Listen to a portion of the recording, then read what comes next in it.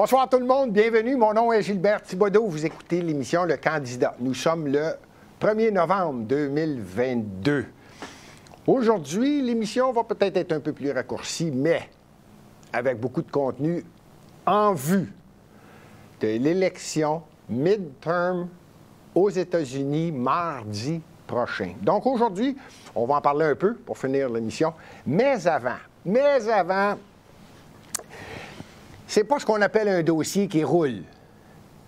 C'est quelque chose dont tous les Montréalais et beaucoup de gens de la rive sud de Montréal, ce qu'on appelle le 450 rive sud de Montréal, c'est-à-dire Boucherville, Longueuil, Varennes, Sainte-Julie, vous comprenez le principe, et évidemment que je parle du tunnel Louis-Hippolyte Lafontaine. Ici, à Lux Média, avant d'aller plus loin, je voudrais remercier toutes les personnes qui encouragent le pouce en l'air à l'émission Le Candidat. Ça aide à la diffusion. Vous pouvez même vous abonner, ça ne coûte rien. Et c'est très apprécié. Ça augmente notre chance d'être vu.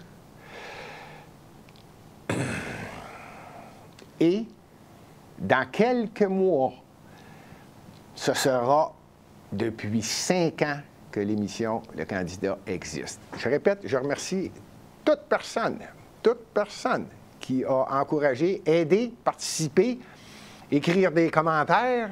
Je lis tous les commentaires, positifs ou négatifs. Je m'en sers pour des émissions futures. Également, s'il y en a qui veulent lancer de l'argent dans Tirelire, en bas, c'est marqué dans les informations. Vous pouvez facilement le faire. Ça encourage et ça nous aide à prendre de l'ampleur et de la splendeur. Parlant de splendeur, à partir de la semaine prochaine, nouvelle émission que je vais appeler un peu plus musclée, qui va être diffusée exclusivement sur la plateforme unique de Lux Média. On va en parler la semaine prochaine, évidemment. Lors de la première émission, on va expliquer exactement ce qu'il y en est. Et probablement qu'au cours de la semaine, cette semaine, au cours des autres émissions, on va en parler de plus en plus, de façon à ce que tout le monde soit au rendez-vous sur la plateforme. N'oubliez pas que pour être sur la plateforme, c'est quelque chose comme, je pense que ça peut être 5 $, ça peut être 10 $. On parle de mensuel. Et vous avez droit à toutes les émissions exclusives. Ceci dit, aujourd'hui, j'aimerais ça vous montrer ce qui se passe à Montréal. À Montréal, tunnel Louis-Hippolyte Lafontaine. Il y en a qui disaient « Ah, ça ne sera pas beau ». Eh bien, ici, à Lux Média, c'est ce que je disais, on prend de l'ampleur et on a décidé d'aller voir qu'est-ce qui se passe. Pour ne pas prendre de chance, une personne est partie de la Rive-Sud, tenez-vous bien, à 5h30 du matin, à partir d'environ Boucherville, traversée, et j'ai gardé un petit clip vidéo qu'on va voir, ce ne sera pas long. Il arrive quoi une fois qu'on a traversé le tunnel? Qu'est-ce qu'on voit à gauche? Les gens qui s'en vont sur la rive sud. Pourquoi c'était important? On va faire l'inverse en passant pour ceux qui me disent comment ça se fait que vous n'avez pas fait l'inverse? Qu'est-ce qui arrive sur la rive sud? Bien, on va y aller par étapes. Et donc, on va voir qu'est-ce qui se passe du côté gauche, c'est-à-dire Montréal vers la rive sud. Pourquoi je vous laisse ce clip-là en premier?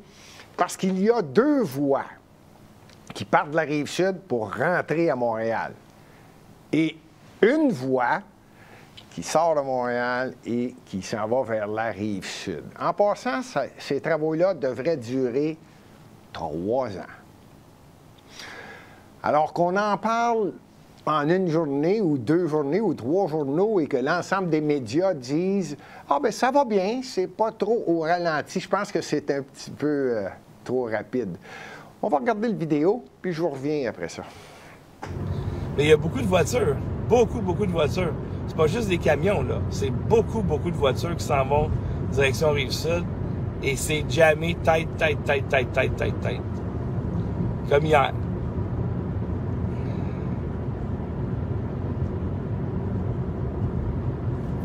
Puis là, je vous dirais, là, c'est pare-choc à pare-choc en direction de la Rive-Sud. Je suis arrivé à hauteur de... C'est pas Sherbrooke, ça? Jamais tête.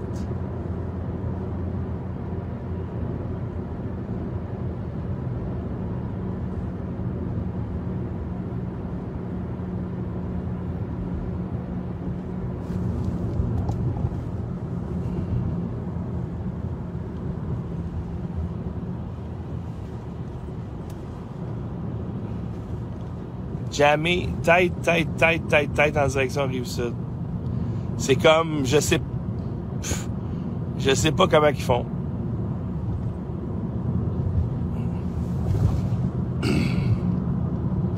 Là, je suis rendu à hauteur de Place Versailles. Jamais tête. Pour aller sur la Rive-Sud.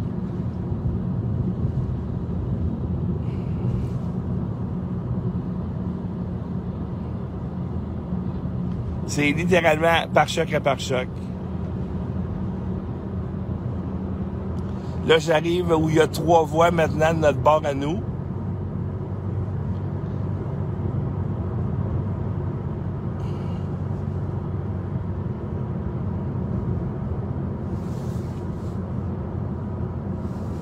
C'est encore pas mal pare-choc à pare-choc. Puis là, j'arrive à la métropolitaine, là.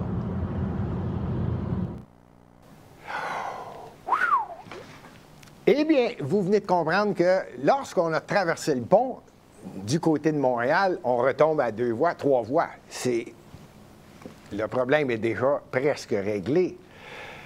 La prochaine fois, une autre émission, ça va me faire plaisir d'aller voir qu'est-ce qui se passe dans l'autre sens, avant d'arriver à Montréal, de l'autre côté du tunnel. Mais vous avez bien vu que, imaginez les gens qui sortent de Montréal. Je vais être certain que tout le monde a bien compris, là. Il est 5h40 AM.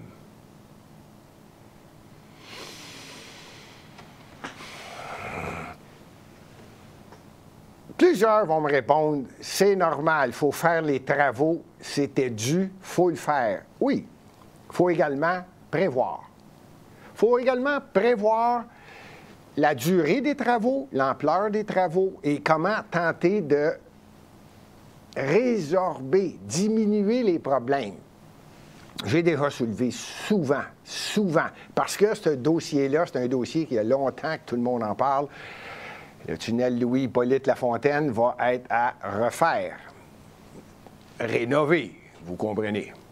Tout le monde le sait. Spécifiquement les élus de l'Est de Montréal.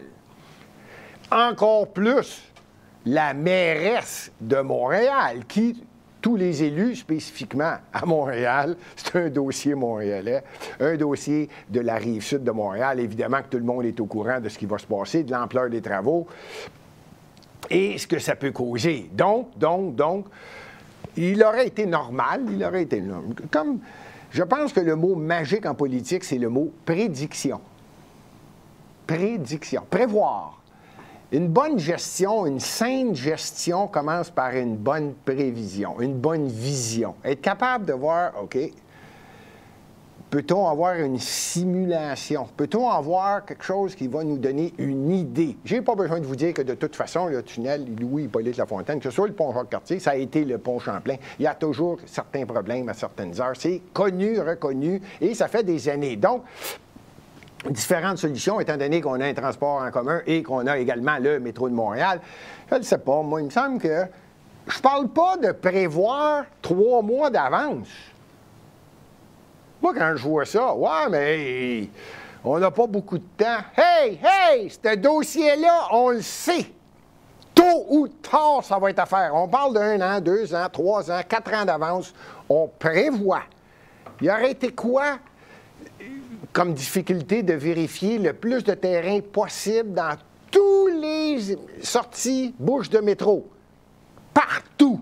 Même si vous me dites, ah, ben là, c'est beaucoup trop. OK, la ligne verte. La ligne verte dans l'Est.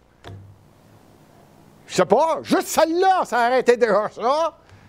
Non, il n'y a rien eu. Il me semble que stationnement incitatif, en faire la promotion, en parler, On parle d'environnement, on parle d'environnement. Hey, ça n'aurait rien coûté. J'aurais même, si j'avais été élu, peut-être même gratuit. Stationnez-le. Essayez-le. Essayez-le. Il y en a plusieurs. La ligne bleue va se finir bientôt. Il y en a pour 3 ans. N'oubliez pas, là, les travaux Hippolyte Lafontaine. La ligne bleue qui s'en va jusqu'à Anjou, Galerie d'Anjou. Non, stationnement incitatif. Prévoir, ça je ne sais pas. Après ça, faire l'évaluation. N'oubliez pas qu'il y a d'autres projets. Hein? Il y a plusieurs politiciens qui disent qu'il faut marcher puis marcher de la gomme en même temps. Ben oui. Faites-le! On le sait qu'il y a eu des grosses négociations au port de Montréal. Quelqu'un voulait installer des containers près du port de Montréal au lieu d'aller faire de l'espace à Griffintown pour les containers des bateaux qui arrivent au port de Montréal. Ah, embarquez-moi pas sur ce dossier-là. J'ai dit que je resterais de bonne humeur.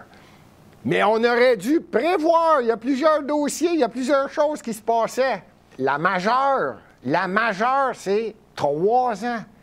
Tunnel Louis-Hippolyte Lafontaine, on le sait. Puis là, si je voulais, j'en mettrais plus. Montréal se vide à cause du chemin Roxham. Tous ceux, les illégaux, s'en vont dans les grosses villes. On se comprend là, que plus ça va, plus il y a du monde, plus il manque de logements, plus les gens, classe moyenne, quittent Montréal, Varennes se développe, Boucherville se développe, Longueuil se développe, Sainte-Julie. Coudon, y a-tu quelqu'un? En tout cas, faire une histoire courte, ça va être ça pendant 3 ans. Ce qui est prévu. Alors, je me pose la question, comment se fait-il que la mairesse Valérie Plante, en entrevue, lors d'une réponse,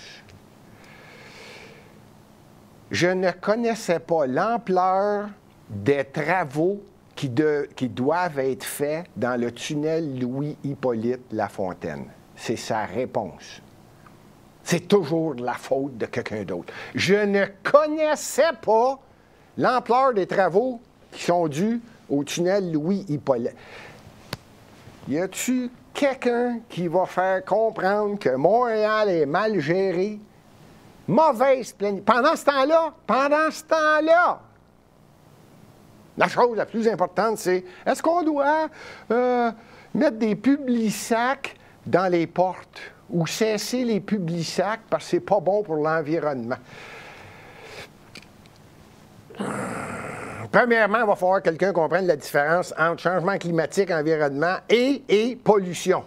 Deuxièmement, il va falloir qu'on comprenne un peu qu'il y a une génération qui vieillit, baby boomer, qui vieillit beaucoup. Ils ne connaissent pas, évidemment, l'ensemble de l'informatique, l'ensemble de l'Internet, l'ensemble des possibilités.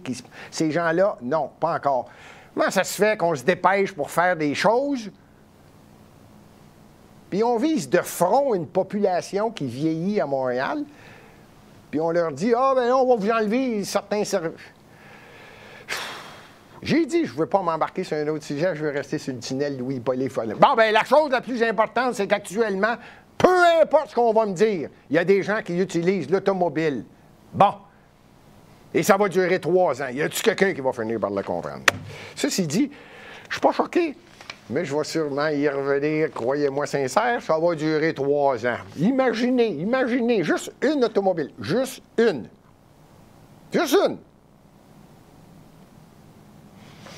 Qui tombe en panne dans le tunnel. Ah non, je ne veux pas parler de ça. Je veux pas ça. La ligne va partir de Québec. Chose genre. Bon, ouais, je l'aurais dit. Si vous ne me croyez pas, j'ai bien hâte de voir si jamais une panne. Puis là, je ne veux pas parler d'accident. Pas d'accident. Là, ça ne sera pas à Québec. Là, là on sent.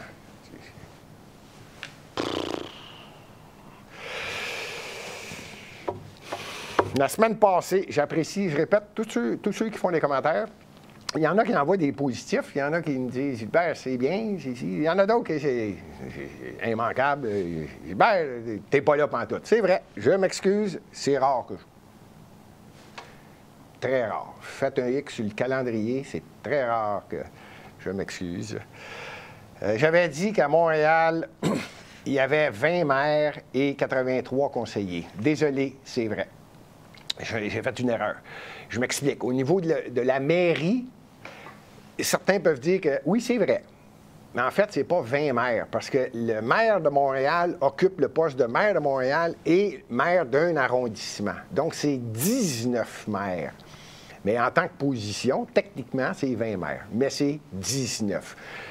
L'erreur majeure, mineure, c'est que ce n'est pas 83 conseillers, c'est 84. Parce qu'on dit 19 maires et 84 conseillers à Montréal. En passant, j'en profite pour vous dire qu'à Toronto, sont presque le double de Montréal. Il y a un maire et 25 conseillers. À Québec, un maire, 21 conseillers. Calgary, un maire, 14 conseillers. Oh, je pourrais aller loin. Tout ça pour dire qu'à Montréal, on n'est pas au courant de l'ampleur des travaux qui sont pour arriver. 19 maires, 83 conseillers.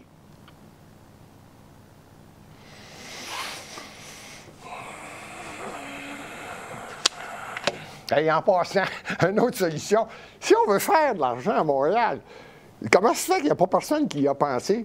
Peut-être que dans les rénovations du tunnel, ça va arriver. Moi, je pense qu'il n'y aura peut-être pas tout le temps, je ne le souhaite pas, pendant 3 ans, mais ça peut arriver.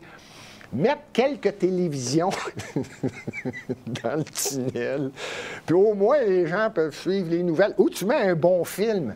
Quand c'est arrêté carrément, ça peut durer 1 heure ou 2. Tu mets un bon film, un bon documentaire, puis tu occupes les gens.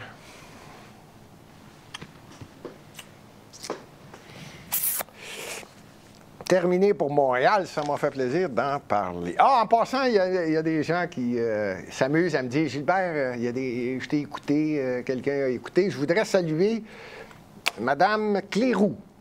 Mme Cléroux, je vous salue, Mme Cléroux, personnellement. Jean-Charles Cléroux a pris la peine de me dire, « Hey, ma mère, je te dis qu'elle t'écoute. » Mme Cléroux, merci. Bon, on y va. La semaine prochaine, c'est un gros dossier. Pour ceux qui pensent que c'est pas quelque chose qui est vraiment important, parce que c'est pas au Canada, c'est pas... faites-vous-en pas, le Canada, c'est, en tout respect, je prends en considération l'ensemble de la population sur la planète Terre. On est une chure de mouches. C'est un gros tas, là. Mais c'est important ce qui se passe au Canada pour les Canadiens, c'est important pour ce qui se passe au Canada pour les Québécois, pour les Montréalais, pour toutes les... Oui. Mais une des choses les plus importantes qui va se passer, et ça se passe à tous les 2 ans, c'est nos voisins du Sud. On appelle ça les midterms. Les midterms, c'est simple. Aux États-Unis, le président est élu pour 4 ans. Mais à tous les 2 ans, il y a également quelque chose qui se passe. Le président est élu, il est là pour 4 ans. Mais au bout de 2 ans, lui, il est élu encore pour 2 ans. Mais aux 2 ans, on rebâtit complètement la Chambre des représentants. La Chambre des représentants aux États-Unis, c'est la moitié du Congrès. Si je veux l'expliquer vite, le Congrès, il y a la Chambre des représentants puis la Chambre des sénateurs. Donc, le président y est élu. 2 ans après, la Chambre des représentants est changée au complet. S'en va en élection à tous les 2 ans. Totalement. 435 personnes tombent en élection. C'est du monde. Du côté du Sénat, c'est le tiers du Sénat. Ça veut dire que le Sénat, de l'autre côté, il y a 2 chambres au Congrès, représentants, sénateurs. Sénateur, le tiers tombe en élection. Parce qu'un sénateur est élu aux 6 ans. Fait qu'à tous les 2 ans, le tiers du Sénat est changé. Ça a été bien pensé. Ça donne au moins 66 % du Sénat qui est habitué comment va le fonctionnement et 33 % élus à tous les 2 ans. Ça fait quand même une connaissance, vous comprenez le principe. Tout ça pour dire qu'on est en midterm cette année. Les élections ont eu lieu en 2020, on est en 2022. Et la Chambre le Congrès au complet. Pas juste le Congrès. La semaine dernière, ceux qui suivent l'émission de candidat, je répète, je l'apprécie beaucoup, ceux qui le suivent, j'essaie d'être le plus précis possible. Je l'évalue, je l'étudie et depuis longtemps. Longtemps. Et j'aime ça. J'aime le système américain. On a beau dire ce qu'on veut. Il y en a qui vont dire, aux États-Unis, c'est tous des perdus, des ci, des ça. Puis il y en a d'autres qui vont dire, les États-Unis, c'est un des beaux pays. Moi, je pense que c'est exactement les deux choses en même temps. Les États-Unis, c'est la pire affaire qui peut arriver, ça va arriver aux États-Unis. Puis la meilleure chose qui va arriver, c'est aux États-Unis. C'est vraiment une société différente du Canada. Ça, c'est certain. La semaine dernière, je parlais beaucoup du Sénat et de la Chambre des représentants parce que ces deux chambres-là font en sorte qu'ils peuvent causer du trouble au président en poste. Parlant de président, j'ai ma mascotte. Lui, il aime ça. Lui, il aime assez ça. Je ne sais pas pourquoi. Lui, il aime ça, qu'on parle de lui. Fait que là, je vais en parler un petit peu, indirectement. Es-tu content, toi? T'es-tu content qu'on parle un petit peu? Bon. La semaine dernière, j'ai expliqué que je pense que le Sénat et la Chambre des représentants vont changer de côté. Actuellement, c'est 55. En passant, c'est rare qu'on voit ça. C'est arrivé, c'est ce qu'on vit actuellement. C'est ce que vivent les Américains. Actuellement, c'est 50-50. Il y a 50 sénateurs. Il y a 2 sénateurs par État. Il y a 50 États. Ça fait 100 sénateurs. Il y en a 50 républicains. Il y en a 50 démocrates. Là, vous allez me dire, c'est égal. Qui mène? Le vice-président en poste. La vice-présidente en poste, qui est Kamala Harris. C'est elle qui fait basculer les positions démocrates tout le temps, parce que le président est démocrate. Là, il y en a, je le sais, qui vont me dire, Gilbert, c'est pas vrai. OK, je recommence, parce que c'est vrai que ce que je viens de dire n'est pas parfait. Mais je prends la peine d'y aller grosso modo pour que tout le monde comprenne. Mais pour ceux qui suivent la politique américaine, je vais la donner, là, la vraie position. C'est 50 républicains, 48 démocrates et 2 indépendants. Mais les 2 indépendants, pourquoi j'en parle pas? C'est parce que sont... on n'appelle plus ça teinté, là. C'est bleu. Mais, considéré comme indépendant. Donc, vous comprenez, donc c'est 50-50, tout le monde le sait. Et c'est le vice-président, la vice-présidente en poste, qui occupe le... 50-50. Si jamais ça arrive à 50-50 dans les votes, c'est la vice-présidente qui fait en sorte que ça balance du côté du pouvoir. Bon, ça, c'est réglé. Mais, ce que je n'ai pas dit à partir de la semaine dernière, je n'ai parlé, mais je veux terminer l'émission rapidement aujourd'hui parce que je viens de l'expliquer. Je travaille énormément sur le dossier et n'oubliez pas, là, on parle de... c'est quasiment 1000 postes là, qui changent. Là. La Chambre des représentants au complet, qui est 435. Après ça, les grands électeurs. La semaine prochaine, je vais en parler plus. Et évidemment, les sénateurs et les gouverneurs. Pourquoi aujourd'hui, je veux vous parler un petit peu, c'est la dernière petite branche que je veux être certain que les gens vont comprendre que le midterm est quelque chose de très important aux États-Unis. Premièrement, il y a 50 États. Rappelez-vous qu'ici au Canada, il y a 10 provinces. On le simplifie. Aux États-Unis, c'est 50 États. Un État américain, c'est une province. Mais avec énormément de pouvoir, si on compare avec ce qui se passe ici au Québec. Sans insulte à mon pays, je suis Canadien. Mais si le premier ministre du Canada dit on danse tout du côté gauche, il donne tellement d'argent à chacune des provinces que, croyez-moi, qu'ils apprennent lentement à danser à gauche. Encore une fois, il y en a qui vont me reprendre, vont dire, Gilbert, il vient d'arriver quelque chose en Alberta. C'est vrai. C'est-tu drôle que ça remplit tous les médias? Tous les médias en parlent. J'irais même jusqu'à dire qu'il y a des médias qui disent que c'est une folle. C'est une complotiste. C'est une perdue. Ils sont à la veille de dire que c'est une édentée. Ça vous donne un indice, hein? Ça vous donne un indice jusqu'à quel point on n'est pas habitué à ça, là. Une province qui se lève debout. Un premier ministre, dans son cas, c'est une femme. Une première ministre d'une province en Alberta vient d'être élue démocratiquement avec le système de vote canadien en Alberta de façon la plus démocratique possible. Elle a gagné. Tous les médias, même les médias québécois, qui devraient, premièrement, des fois, je gardais une petite gêne, là. Des fois, je me pose la question, hein? Il y a des journalistes qui ne gardent pas de petite gêne. Eux autres ont le droit, puis si toi, tu permets quelque chose envers les journalistes, ils ne l'apprécient pas. Ceci dit, oh non, elle n'est pas fine, elle n'est pas grande, elle n'est pas belle, elle n'est pas ci, elle n'est pas ci. Je pense qu'elle a tous les défauts. Tout ça pour dire que c'est très rare au Canada que ça arrive. Tout le monde danse du même pas. Revenons aux États-Unis. Aux États-Unis, c'est quasi l'inverse. Je veux dire l'inverse, pas dans le sens l'inverse, c'est que c'est presque normal que tu as le droit de donner ton opinion. Et je pèse bien mes mots. Ça fait partie de la Constitution américaine, si je ne me trompe pas. C'est l'article 1.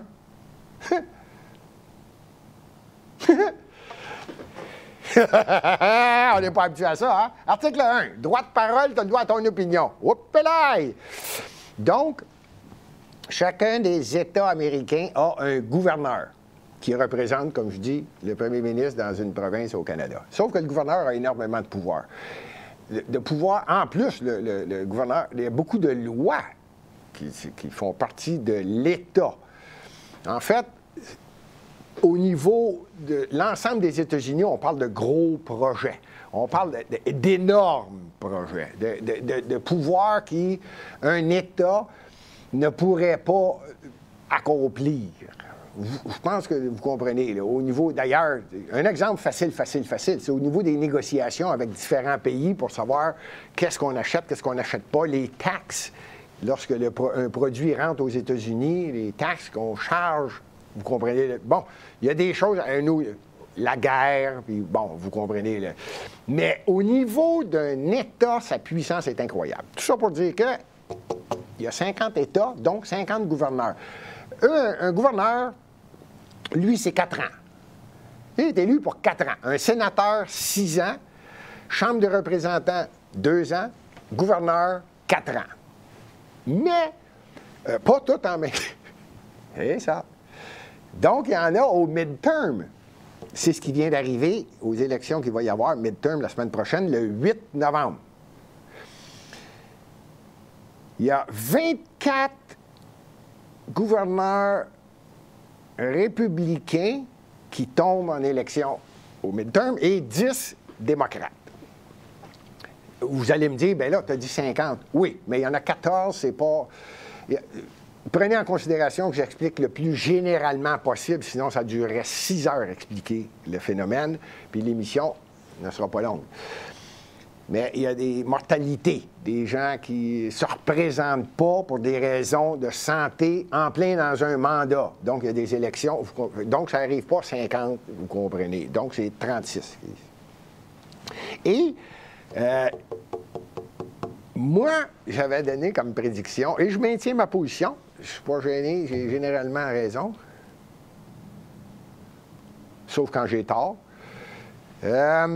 La semaine dernière, j'avais dit que la Chambre des représentants va changer de côté. Elle va s'en aller républicaine. Elle est actuellement démocrate. Je cherche le chiffre, si je ne me trompe pas, c'est 220 démocrates à la Chambre des représentants et 212 républicains. Et ce que je viens d'expliquer, vous voyez, ça ne donne pas 435. Non, parce qu'il y a 3 sièges vacants. Je viens de le dire. Maladie, accident, mortalité, blablabla. Bon, fait qu'il y en a 3 de vacants le 8 novembre. Mais il y en a quand même 220 démocrates, 212 républicains. C'est les démocrates qui mènent la Chambre des représentants. À mon avis, il va y avoir un virage complet réellement. Et ma prédiction, c'est 241, je l'avais dit, 241 à 194 républicains dans la Chambre des représentants. Au niveau du Sénat, j'ai pris des notes Et je me permets de vous dire, la semaine prochaine, mardi prochain, il va y avoir l'émission, le candidat qui va commencer à 7 heures. On va avoir des résultats à partir de probablement 8 heures. Et je ne serai pas tout seul à la barre. Préparez vos questions. Si je ne me trompe pas, ça va être nommé M. Brisson et M. Pereira. On va être 3 qui vont commenter ce qui se passe et les résultats. Donc, si vous avez des questions sur ce que je dis ce soir, le nom d'un gouverneur ou le nom de...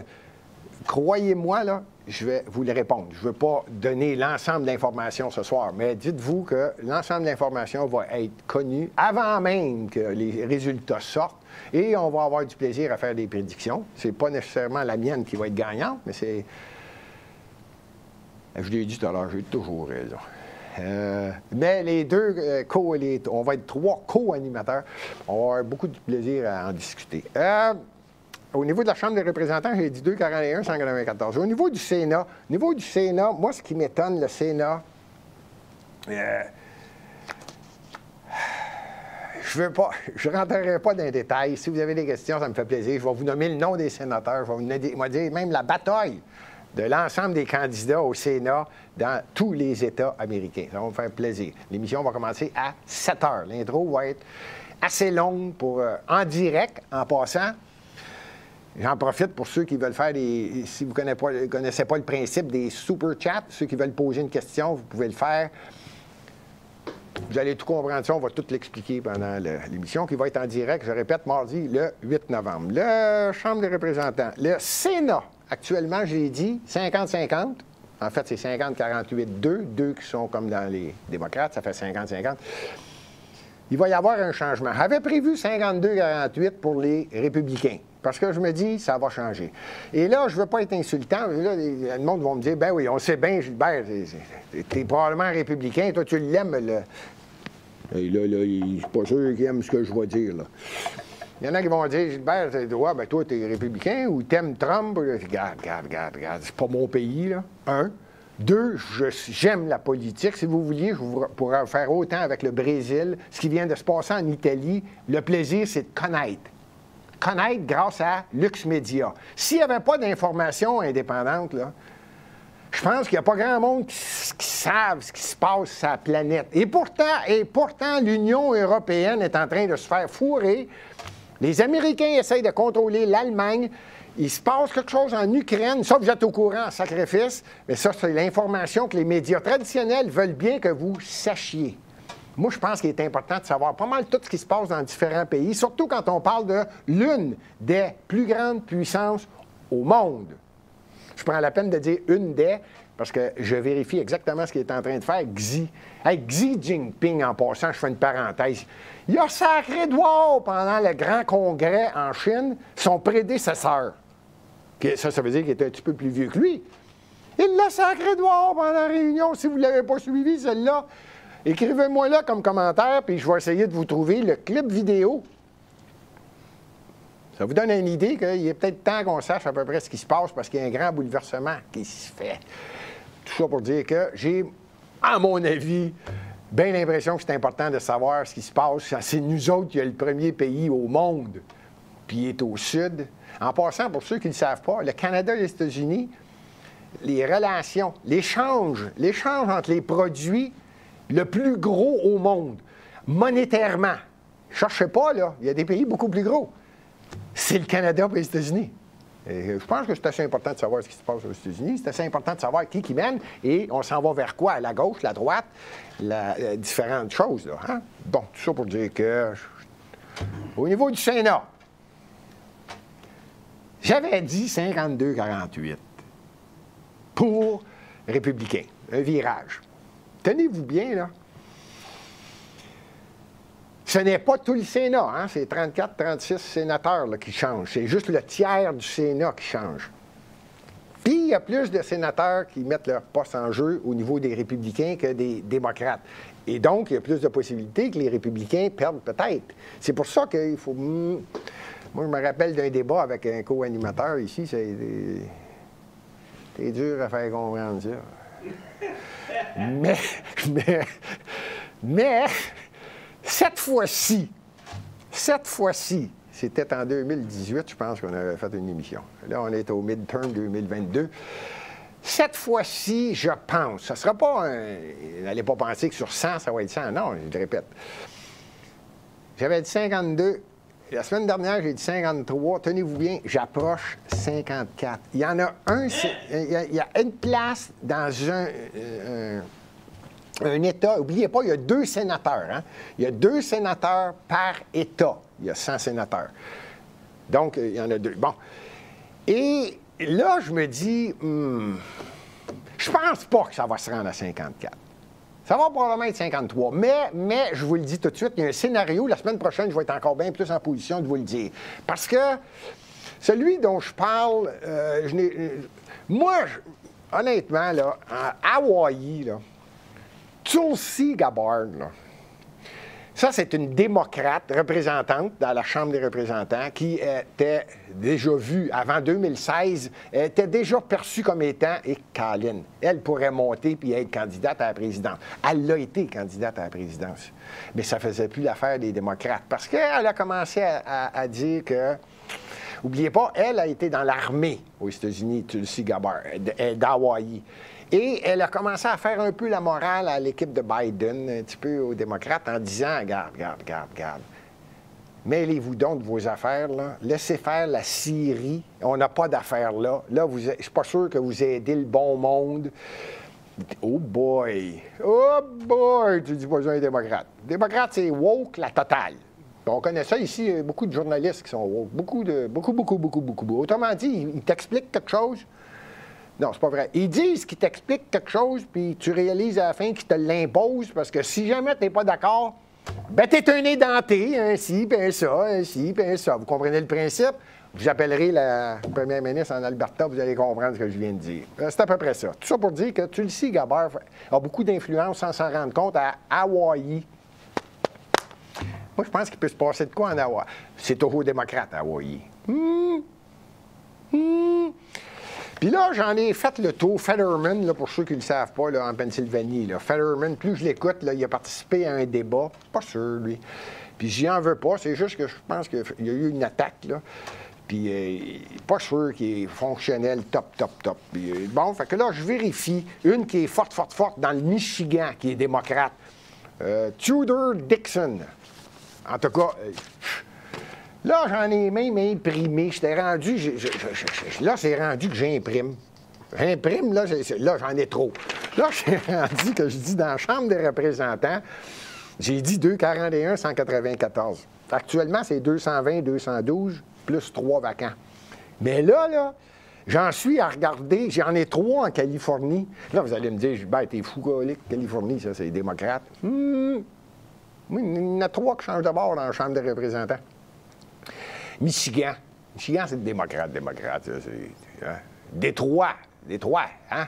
Ford, Chrysler, bon, ça, c'est démocrate. Moi, je regarde, il y en a 3 qui changent de bord, là. On parle de la Chambre des représentants. Je regarde dans New York, là, il y en a qui vont être étonnés. En passant, il faut savoir ce qui se passe à New York. Je vais faire ça après les midterms. On va faire un comparatif avec les grosses villes. Montréal, c'est un village, c'est vrai. Mais c'est pas grave. On va la considérer comme une grosse ville. On va faire un comparatif Montréal, Toronto, New York. On va prendre quelques villes, là, puis vous allez voir. New York, ça va beaucoup plus vite. C'est 10 fois plus gros que Montréal ou presque.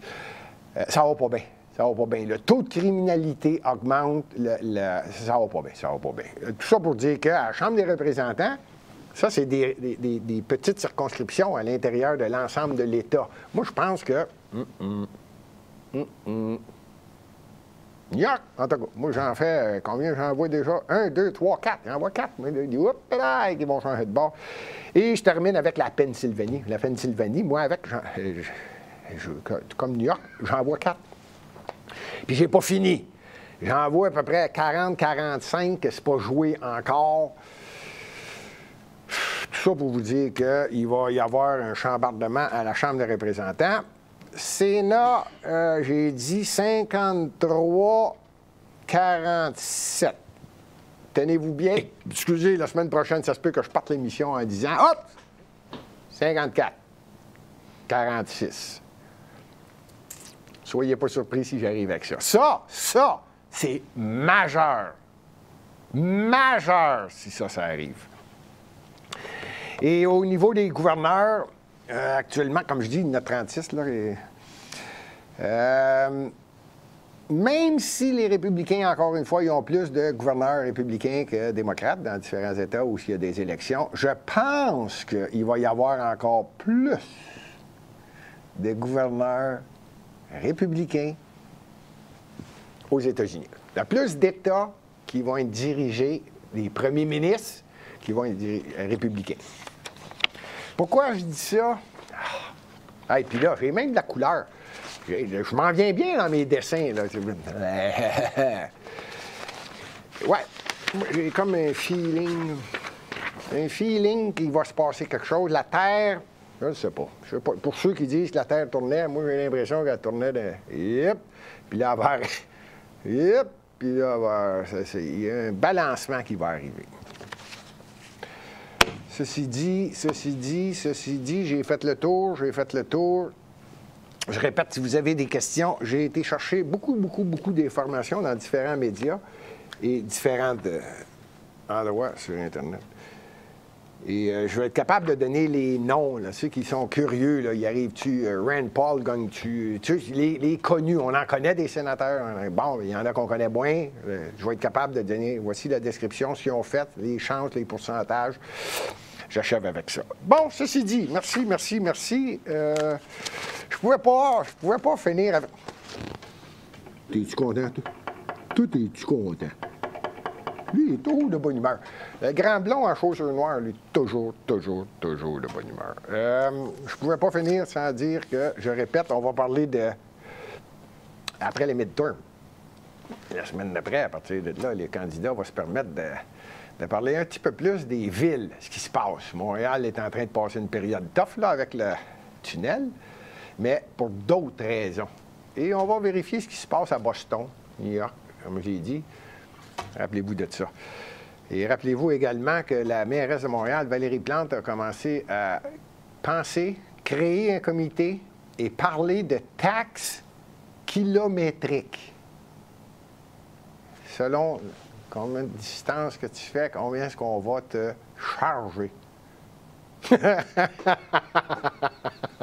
J'imagine ceux qui sont dans le tunnel. Ils sont pas choqués, pantoute. Ils vont pas vite, puis il va y avoir des TV, tu vas pouvoir regarder un film. Puis que là, ils vont se mettre à dire, ah oui, c'est vrai, il faut que je paye pour le kilomètre, puis je roule pas. Fait qu'ils vont être contents.